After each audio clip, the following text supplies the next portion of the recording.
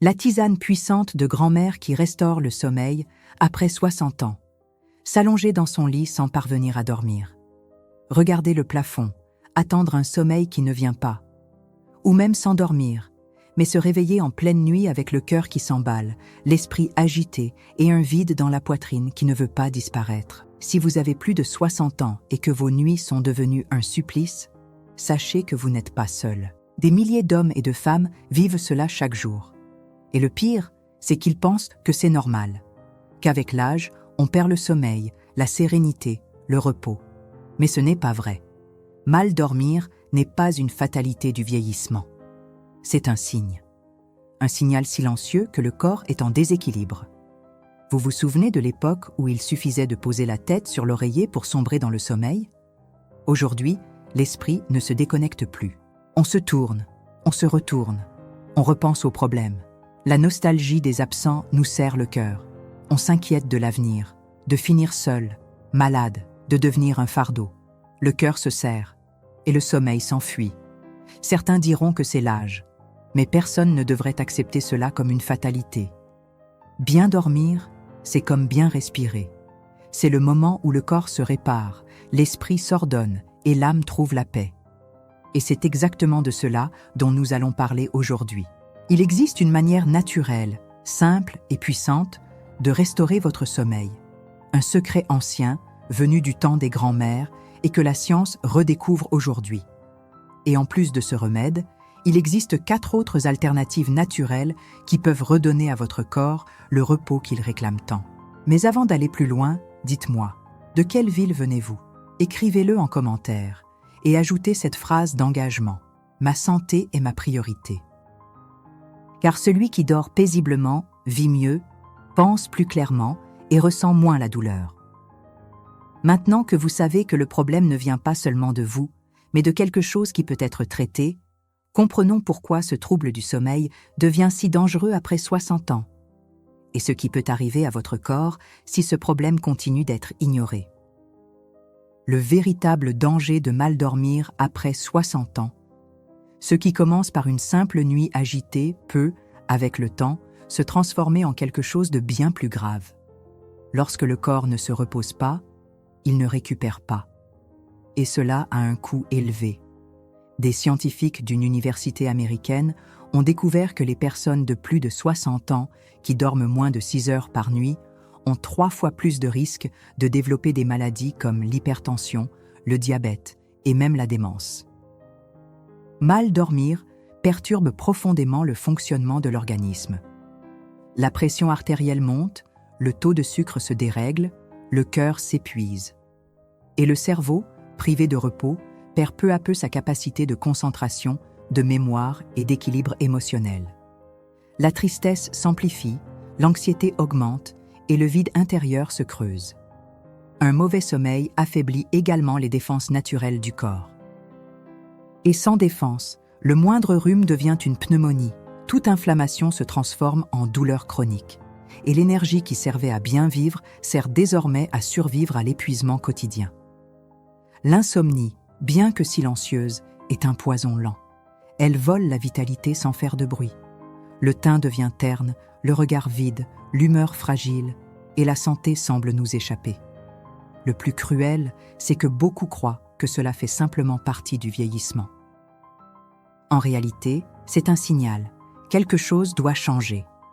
Le sommeil profond est comme un grand ménage intérieur. C'est le moment où le cerveau se purifie, le cœur ralentit et les hormones se rééquilibrent. Sans ce ménage, tout se dérègle. Se réveiller fatigué n'est pas normal. Être interrompu toutes les nuits dans son sommeil n'est pas normal. Le corps crie à l'aide et parfois, la réponse se trouve là où on ne l'attendait pas.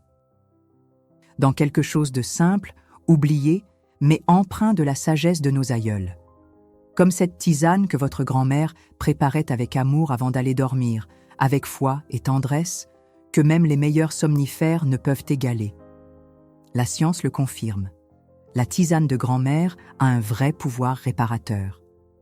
Parmi tous les traitements coûteux et promesses miracles, une plante modeste utilisée par nos grands-mères commence à gagner la reconnaissance des chercheurs. La mélisse officinale, connu aussi sous le nom de citronnelle en France, longtemps perçue comme une simple tradition, est aujourd'hui mise en lumière comme l'un des calmants naturels les plus efficaces contre l'insomnie chez les seniors. Elle agit directement sur le système nerveux, aidant le corps à produire davantage de GABA, une substance qui ralentit l'activité cérébrale, apaise les pensées et prépare l'organisme au sommeil profond. C'est comme si la tisane disait au corps « Tu peux te reposer maintenant, tout va bien ». Je me souviens d'un patient de 72 ans que j'ai suivi qui n'arrivait plus à dormir depuis des mois. Il avait tout essayé, mais se réveillait épuisé chaque matin, le visage marqué, la voix lasse. La première chose qu'il m'a dite, « Docteur, je veux juste dormir une nuit entière sans médicaments ». Nous lui avons conseillé une routine apaisante en soirée et ajouté l'infusion de mélisse comme rituel du coucher. Quelques jours plus tard, il est revenu changé. Le regard plus vif, la parole plus fluide. Et il m'a dit en souriant « J'ai dormi, vraiment dormi. La mélisse ne crée pas de dépendance, ne modifie pas artificiellement l'humeur et n'entraîne pas cette lourdeur typique des somnifères classiques. Elle apaise de l'intérieur. Mais pour être efficace, elle doit être préparée correctement. Une cuillère à soupe de feuilles sèches pour une tasse d'eau chaude. Laissez infuser 8 minutes, filtrez et buvez 30 à 60 minutes avant le coucher. Sans sucre, sans distraction. Juste la tisane, le silence et un vrai engagement envers votre repos. Comme le dit si bien le livre des Proverbes, un cœur en paix donne vie au corps. Le sommeil commence lorsque l'âme trouve ce lieu de paix. Et parfois, ce chemin débute avec un geste simple, une tisane chaude préparée avec soin. Car ce qui soigne, ce n'est pas seulement la plante, c'est l'attention, c'est le temps qu'on s'accorde. C'est cette sagesse qui traverse les générations et continue, encore aujourd'hui, à atteindre là où les médicaments n'arrivent pas. Quand la tisane de grand-mère ne suffit pas, 4 alternatives naturelles qui fonctionnent vraiment. Tout le monde n'apprécie pas le goût de la mélisse. Et certains ne ressentent tout simplement pas l'effet attendu, chaque organisme réagit à sa façon. Heureusement, la nature est généreuse et propose d'autres solutions, validées elles aussi par des études scientifiques. Première alternative, la camomille, connue de tous mais sous-estimée. Riche en apigénine, elle se lie aux récepteurs du cerveau impliqués dans l'induction du sommeil. Elle agit comme une étreinte silencieuse sur l'esprit agité, aidant le corps à entrer en repos. Ce n'est pas un hasard si de nombreuses cultures l'utilisent depuis des siècles pour calmer enfants et personnes âgées. Le secret ? La préparer avec patience et la boire bien chaude, dans le calme. Deuxième option, la valériane. Plus puissante, certains chercheurs l'appellent le sédatif de la nature. Une étude menée en Allemagne a montré que plus de 80% des participants ayant consommé de la valériane avant de dormir ont observé une nette amélioration de leur sommeil. Attention toutefois, son goût est amer et ses effets plus marqués. Commencez donc par une petite dose et observez la réaction de votre corps. Troisième plante, la fleur de passiflore, bien au-delà du simple fruit de la passion. Ces fleurs et feuilles renferment des flavonoïdes et alcaloïdes aux propriétés sédatives douces. Pour ceux dont l'esprit court encore la nuit, ce breuvage peut être l'apaisement tant recherché. Enfin, la lavande. Son seul parfum réduit déjà la fréquence cardiaque et prépare le corps à s'endormir. En tisane, elle devient une alliée discrète mais redoutablement efficace.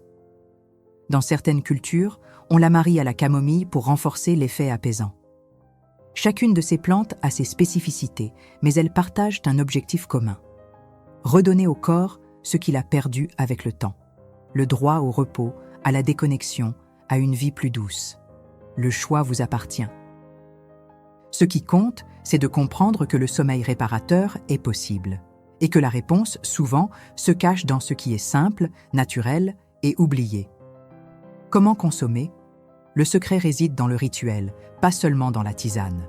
Ce qui transforme une simple tisane en véritable outil de guérison, ce n'est pas uniquement la plante, mais le moment que l'on crée autour d'elle. Le corps n'est pas une machine qui s'éteint par simple pression sur un bouton. Il a besoin de signaux, de rythme, de rituel. Et c'est là que beaucoup se trompent. Ils boivent leur tisane devant la télévision, le téléphone à la main, lumières allumées, l'esprit occupé par les soucis du jour. L'effet de ces plantes peut être compromis si l'environnement reste en état d'alerte. Le cerveau doit comprendre qu'il est temps de s'arrêter. C'est pourquoi ce qui précède et ce qui suit la tisane compte autant que la plante elle-même. Il faut instaurer un petit rituel de ralentissement, éteindre les lumières vives, couper les appareils, choisir un coin paisible de la maison et simplement s'asseoir. Respirer lentement, boire doucement, ressentir la chaleur du breuvage, en faire un moment de rencontre avec soi-même. Je me souviens d'une patiente souffrant d'insomnie depuis plus de 10 ans. Elle avait essayé toutes les tisanes, mais disait qu'aucune ne fonctionnait. En analysant sa routine, j'ai découvert qu'elle buvait sa tisane tout en réglant des factures, regardant les infos ou se disputant avec son mari. Rien dans son environnement n'invitait au repos. Nous avons proposé quelques changements simples. Un horaire fixe, une lumière tamisée, du silence, une tisane chaude et une prière avant de dormir. Les résultats ne sont pas venus immédiatement, mais ils sont venus. Aujourd'hui, elle dort comme elle ne l'avait plus fait depuis des décennies. Voilà le vrai secret. Ce n'est pas ce que l'on boit, mais comment on le boit. Le corps a besoin de répétition. Il apprend par les gestes. Une tasse de tisane chaude, toujours à la même heure, toujours avec la même attention, devient un mot de passe. Un code silencieux qui dit au cerveau « il est temps de s'éteindre ». Le sommeil profond demande de la préparation. Et cette préparation peut être simple. Il suffit de choisir une tisane, de la préparer avec soin et de créer un environnement de paix. Comme le disaient les anciens philosophes, nous sommes ce que nous faisons de manière répétée. Si vous voulez bien dormir, faites du repos un rituel sacré. Le corps comprendra. Et la nuit redeviendra un refuge, non plus un tourment. L'âme fatiguée qui a besoin de repos. Le côté spirituel de l'insomnie. Il y a des nuits où le corps est épuisé, mais le sommeil ne vient toujours pas. Parce que ce n'est pas toujours le corps qui veille. C'est l'âme. Une âme agitée, chargée de souvenirs, de pertes, de peurs et d'angoisses accumulées en silence au fil des années. L'oreiller devient un confessionnal muet, où passé et futur se croisent et où le présent disparaît. Beaucoup ne s'en rendent pas compte, mais l'insomnie, dans bien des cas, naît d'un manque de paix intérieure. Du poids des émotions non digérées, de la culpabilité de ne pas avoir dit ce qu'il fallait, des rancunes enfouies, du pardon jamais accordé, de la peur d'être seul, du deuil jamais surmonté, du silence d'un enfant qui ne donne plus de nouvelles depuis des semaines, et chaque nuit sans sommeil, ce vide grandit, et le corps, ne sachant que faire de tant d'émotions, refuse simplement de s'endormir. Je pense à une patiente qui, malgré tous les traitements, se réveillait encore au milieu de la nuit avec une angoisse dans la poitrine. Aucune tisane n'y faisait rien. Jusqu'au jour où, dans une conversation, elle dit à voix basse « J'ai peur de mourir seule ». Ce jour-là, tout a changé, parce que le problème n'était pas juste le sommeil. C'était ce qu'elle portait en elle au moment de se coucher. La parole, dans l'Ecclésiaste, nous rappelle qu'il y a un temps pour tout. Un temps pour semer, un temps pour récolter. Et il y a aussi un temps pour lâcher prise. Lâcher ce qui blesse, ce qui pèse, ce qui empêche le repos. Parfois, le remède, c'est pardonner. C'est prier avec sincérité. C'est ouvrir son cœur avant de fermer les yeux. Le sommeil commence dans l'âme et ne gagne le corps qu'après. Quand l'esprit trouve la paix, le corps suit. Il n'existe aucune tisane qui soigne les douleurs de l'âme, mais la paix, elle, existe. Et la paix se cultive dans le silence, dans la foi, dans la confiance que, même dans les nuits les plus sombres, le jour finit toujours par se lever. Parce que dormir, ce n'est pas seulement fermer les yeux, c'est se confier. Et cela n'est possible que lorsque le cœur trouve un refuge. Pour des résultats durables, il faut soigner le corps dans son ensemble. Lorsque le sommeil commence à revenir, même progressivement, on ressent un certain soulagement. Mais pour que ce bien-être dure, il faut plus qu'une bonne nuit de sommeil de temps en temps. le corps fonctionne comme une chaîne et le sommeil n'est qu'un maillon. Si les autres sont fragiles, tôt ou tard, tout finit par casser. Alimentation inflammatoire, sédentarité, excès de médicaments, douleurs chroniques et mauvaise digestion sont des ennemis silencieux du sommeil profond. Un corps congestionné, enflammé, surchargé ne peut pas entrer dans un vrai repos. Il reste en état d'alerte, même allongé. Voilà pourquoi, pour restaurer véritablement le sommeil, il faut regarder l'ensemble et non uniquement le symptôme. Prendre soin de son alimentation est l'un des pas les plus importants. Cela ne veut pas dire suivre un régime strict ou plein d'interdits. Cela veut dire choisir des aliments qui allègent le corps et le nourrissent réellement. Bouillon anti-inflammatoire, infusion apaisante, dîner léger et naturel, riche en minéraux et en vitamines dont le corps a besoin pour se réparer pendant la nuit. Si vous êtes arrivé jusqu'ici, c'est que vous tenez à votre santé. C'est pourquoi j'ai préparé un contenu spécial pour vous accompagner dans ce parcours. Un guide rempli de recettes simples, naturelles, faites maison et régénératrices. Des combinaisons qui apaisent le corps, fortifient les organes et vous préparent à des nuits paisibles et des journées pleines d'énergie. Le lien est juste en bas, dans la description et aussi dans le premier commentaire épinglé. Ce n'est pas une vente. C'est une véritable opportunité de prendre soin de vous. Le corps qui dort bien, c'est aussi celui qui mange bien, qui souffre moins, qui se réveille léger et affronte la journée avec plus de courage. Tout est lié. Et lorsque vous prenez soin du corps dans son ensemble, le sommeil cesse d'être un problème et devient une conséquence naturelle. Beaucoup pensent que vieillir, c'est accepter la souffrance. Mais il n'en est rien.